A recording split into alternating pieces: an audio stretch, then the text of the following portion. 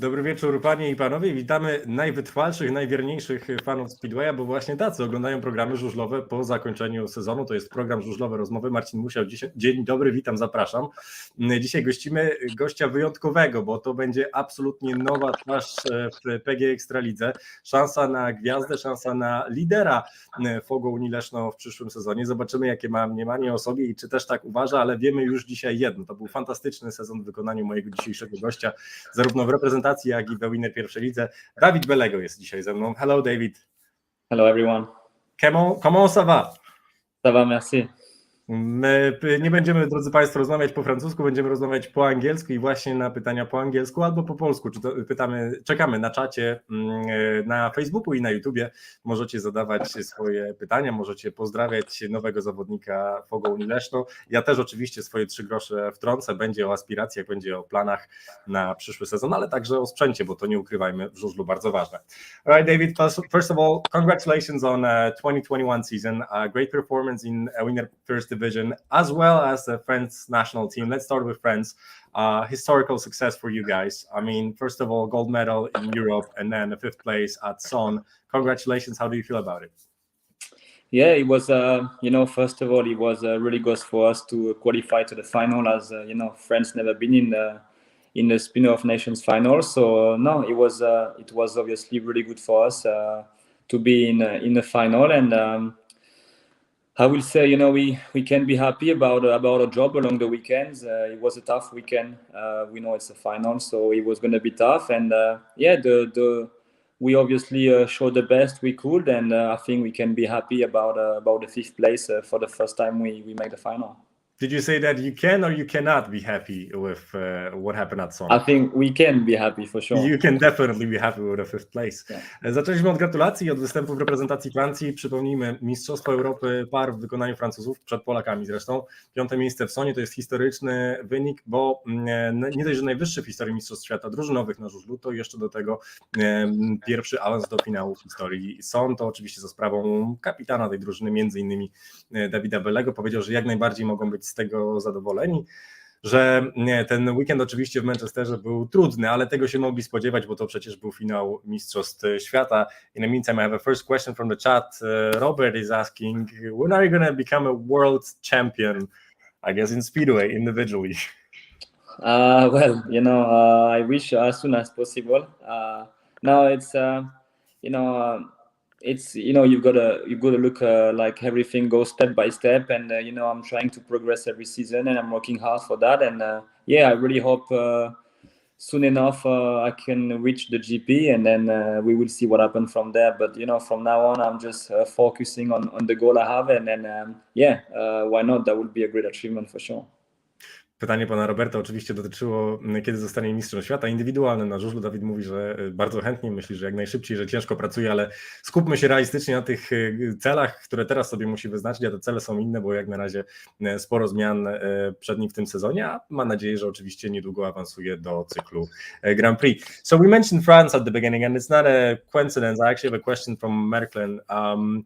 What is the situation of Speedway in France? Are there young talents who want to race in Speedway, and are there any fans coming to the games? Because I know there's a league including 4 teams, right?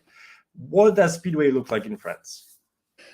Well, to be honest, I think it looks better now than what it used to be. The federation here working hard to get the leagues going, and to try to attract more kids to Speedway. And as far as I can see, the league is going pretty good. They also have now they're working with the TV, and they're trying they're trying really hard to get the Speedway on the higher level, and fair play to all the people involved in France doing this. And I really hope this can bring more riders, and bring more riders for the future in the highest level.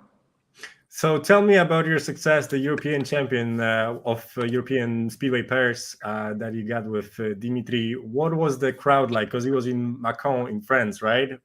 Yeah. Tell me, how did you feel afterwards, and what did the fans say? And was there a boom for Speedway afterwards? Yeah, it was obviously it was a great event, and I think it was quite a fair bit of people for the final, and I guess it's really good for France first of all to to reach this title with Dimitri, and yeah, we obviously were really happy about it, and I think it's also really good for France in general, especially for the federation also to see now they have riders who have the potential to fight on the European Championship level, and yeah, once again I really hope the kids racing speedway in France can look at it and thinking, oh, that could be me one day, and then yeah, make them working hard to try to reach the better level.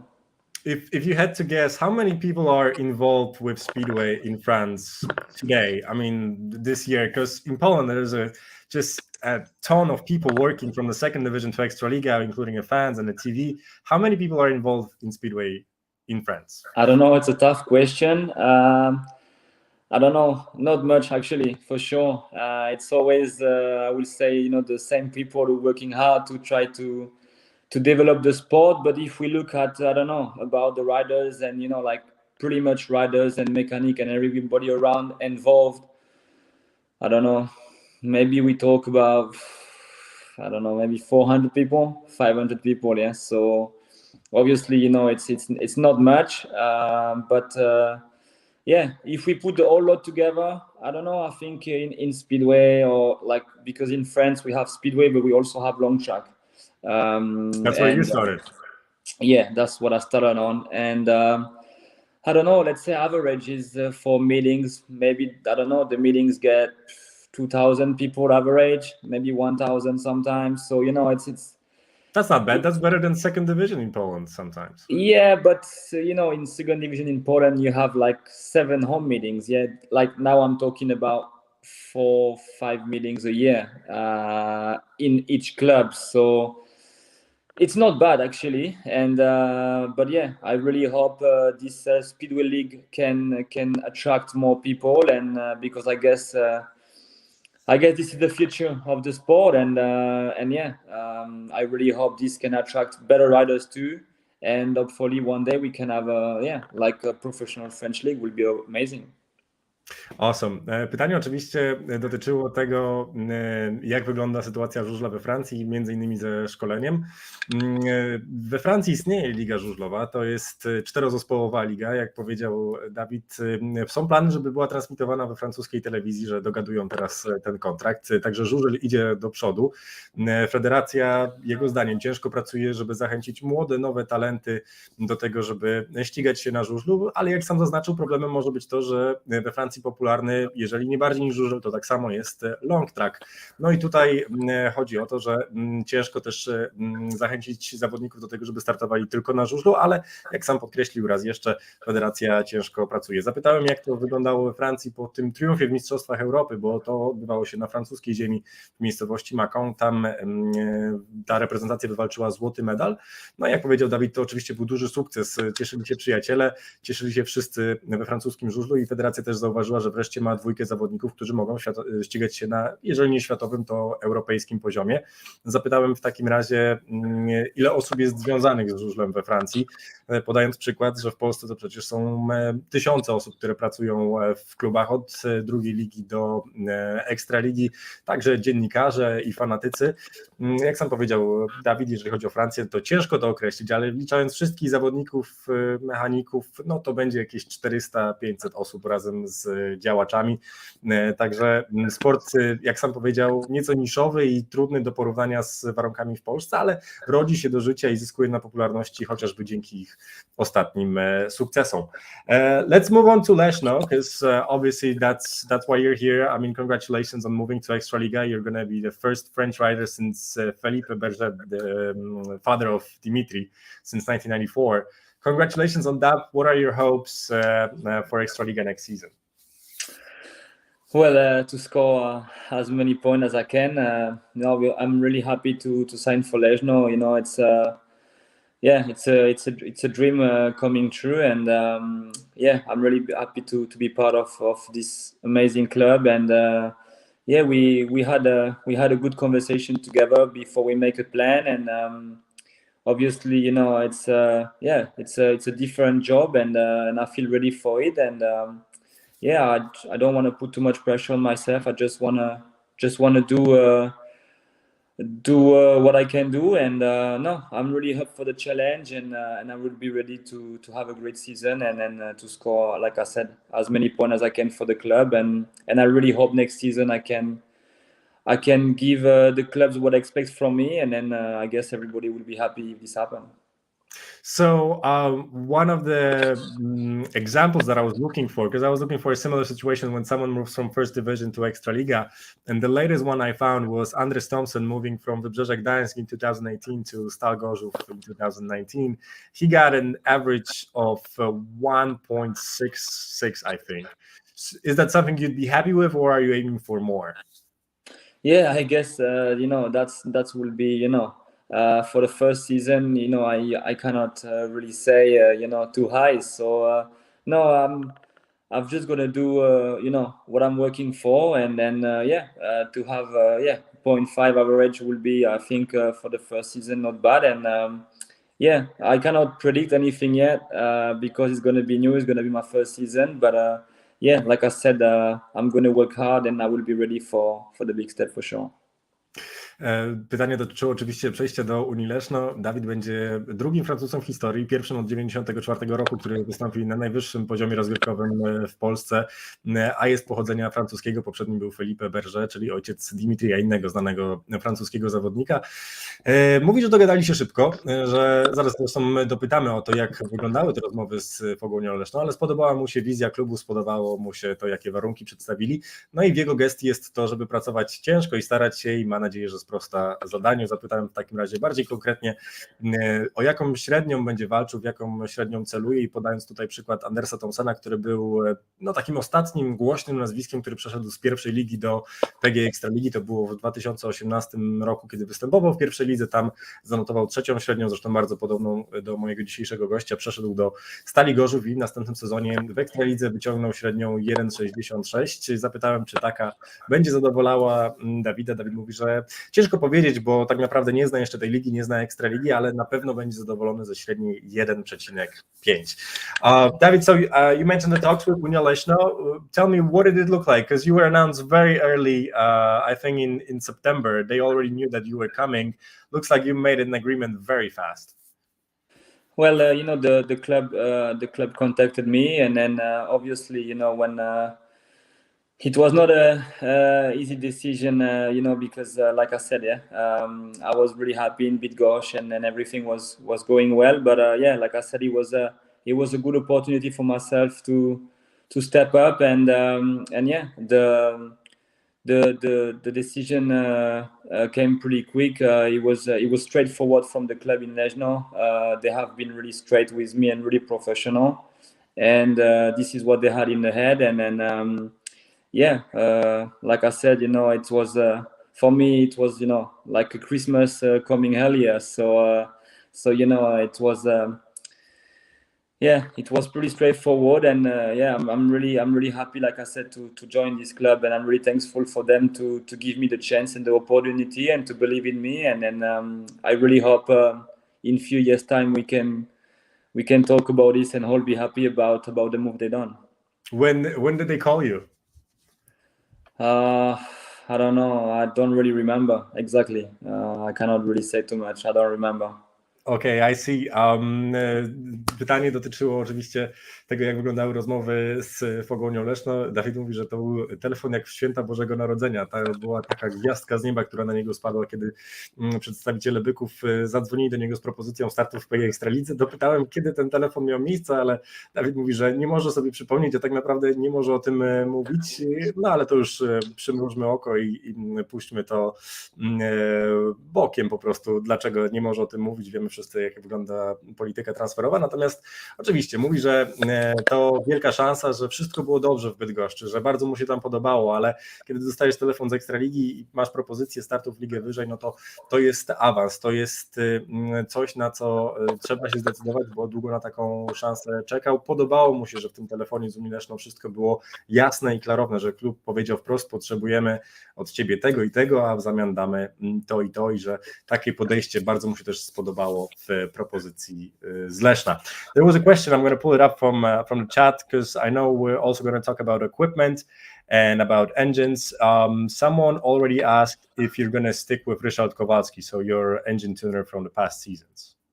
Yeah, for sure. I mean, I've been working with Richard and Daniel for the last 4 seasons, and yeah, they have been a massive help for me. We work hard together also, and then they always try to give me the best to progress. And yeah, I can't thank them enough for what they do for me, and they're also really happy about how the things going. So yeah, for sure.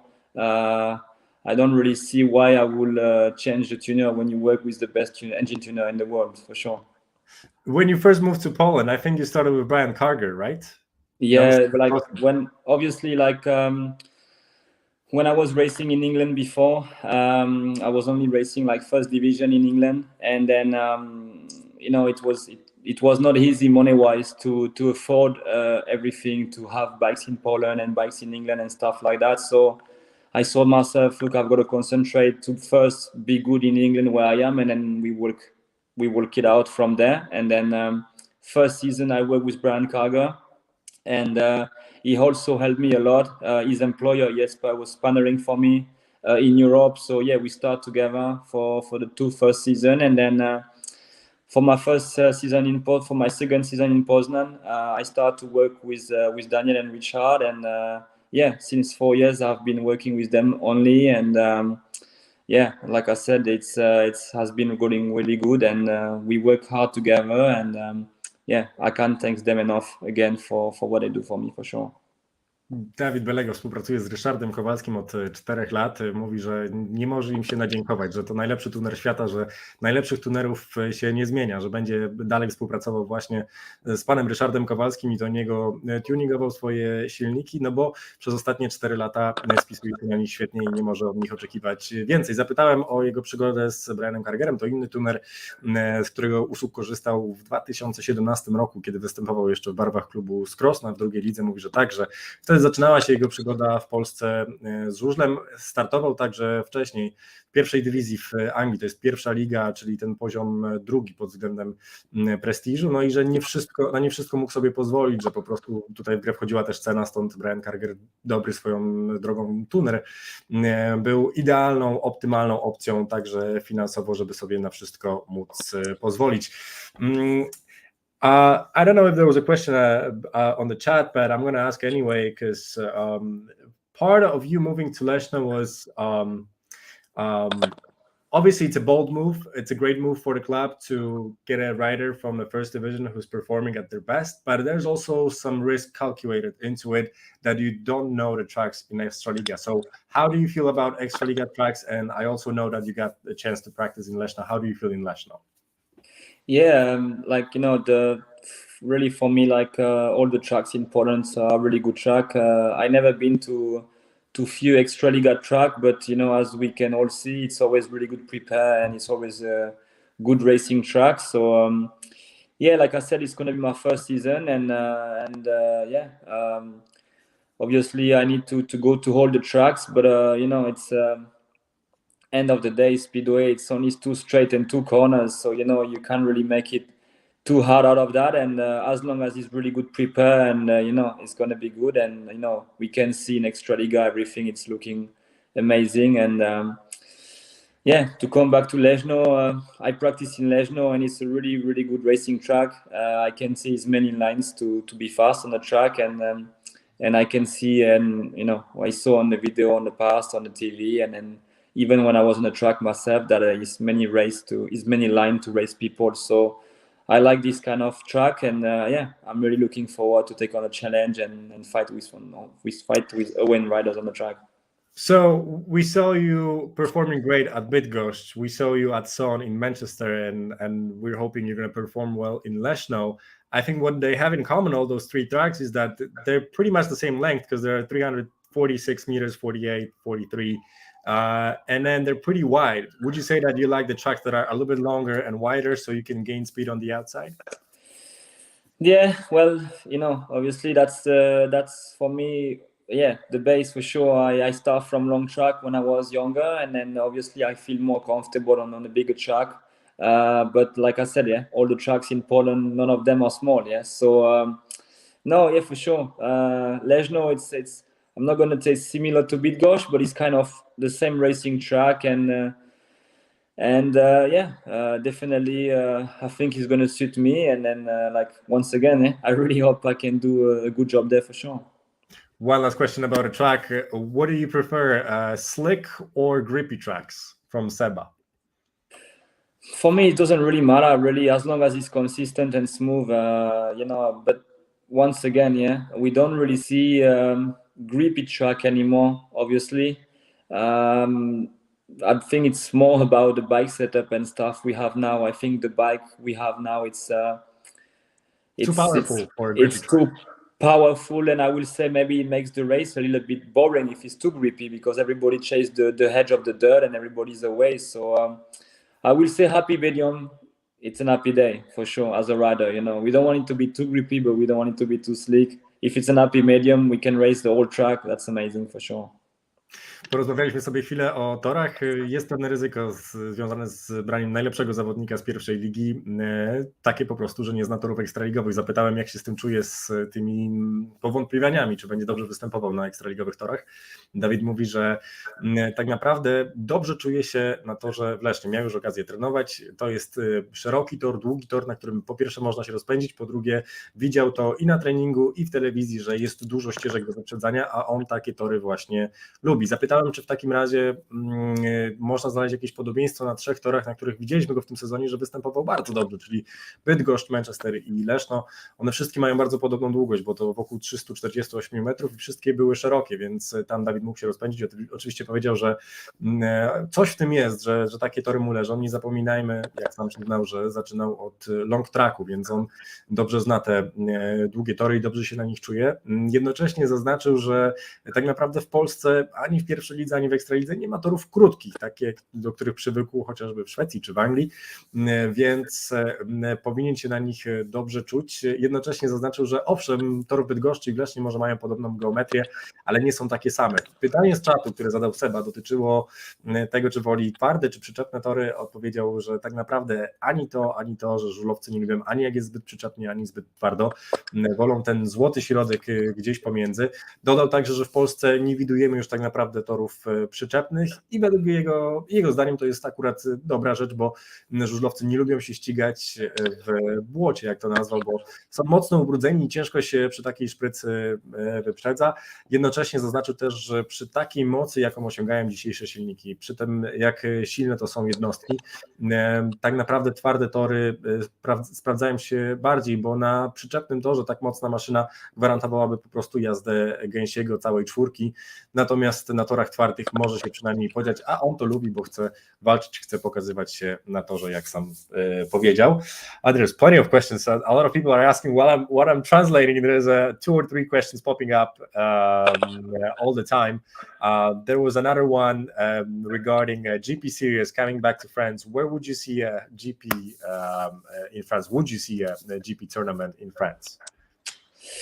Well, it's I don't really know. We have like 1 or 2 track in France, maybe only one, who maybe could have the GP, but it's about also the sanitary story about the room for people to come, and because when you make a GP, for sure it needs plenty room, and more than 2,000 people. Exactly. So no, I think I don't know. We have we have also stadiums in France where they have football matches, or like sport event stadium too. So yeah, why not have a GP in Paris? That would be Stade de France. That will be it's few different places where they run few events also. Like I think in few weeks ago we have the Supercross of Paris-Bercy in the U Arena as a defense. So yeah, it's few different places where they run only events for one day. So I don't know. I think it would be looking really nice if it could be in a big town also, like in Paris or in Bordeaux, or somewhere like a big town where you can attract people to come for the speedway, but also to come for a nice town. So yeah, in a big town will be for sure really good with a new track.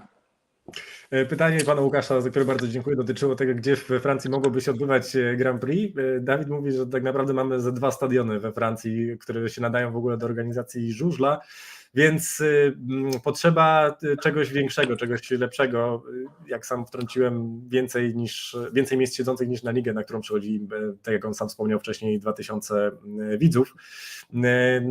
Dodał, że nie widzi problemu w tym, żeby zrobić to w jakimś dużym mieście jak Bordeaux albo Paryż. Zaproponował nawet, żeby to odbyło się na stadionie piłkarskim. Zapytałem, czy chodzi mu o Stade de France w Paryżu. Mówi, że dlaczego nie, że to jest ogromny stadion, ale przyciągnąłby nie tylko fanów żużla samym swoim wyglądem, gdyby dowiedzieli się, że taka impreza właśnie na takim stadionie się odbywa. David, I know we promised each other 25 minutes. If you can stay 5 more minutes, we're going to ask you a few more questions, if you don't mind. Tell me about your hobby, because we're in the middle of off season. So what are you doing now? Are you going to prepare for the season, or are you taking some rest right now? What are you doing in your free time? Yeah, well, at the moment I'm just also back to training, push biking, road biking, and also racing motocross. Yeah, that's pretty much all my hobbies anyway. Every time I don't really like to be sitting at home and watching TV on the sofa. So I always try to keep myself busy. But yeah, I would say everything's turning about around 2 wheels and 100 bar. This is for me. So yeah, I like everything, like push bike, road bike, motocross, and stuff like that. What is a push bike? Like a push bike, like a road bike or mountain bike, yeah, one of the two. Okay, gotcha. Yeah. So push bike is just a different term, differentiated from a motorbike. Exactly. Yeah. Awesome. Zapytałem o hobby i to, co robi w wolnym czasie. Jak sam przyznał, że robi motocross, tam najwięcej czasu swojego wolnego spędza. W ogóle Dawid wywodzi się z motocrossu, bo tak zaczynał swoją przygodę z motocyklem. Lubi także rower. Tutaj nie byłem pewien, o jaki rower mu chodzi. Chodzi o najzwyklejszy rower, czy to szosowy, czy to górski. Lubi po prostu wsiąść i aktywnie spędzać czas. There is another question from Robert. Whether you know who's a team mascot of Unii Leszno? If I know who is a team mascot? Yeah. No. It's a bull. Just I know it's a bull, but I saw you mean the guy who's doing the mascot. No. Oh no, there's no mascot at the stadium. Just for sure. Yeah, for sure. Another question, this time from Maciej. What do you think? As you can probably tell, he's probably a fan of Polonia Bydgoszcz. What do you think of a new Polonia Bydgoszcz team role for the next season? And if you think that if they promote to Ekstralidze, would you come back to Bydgoszcz?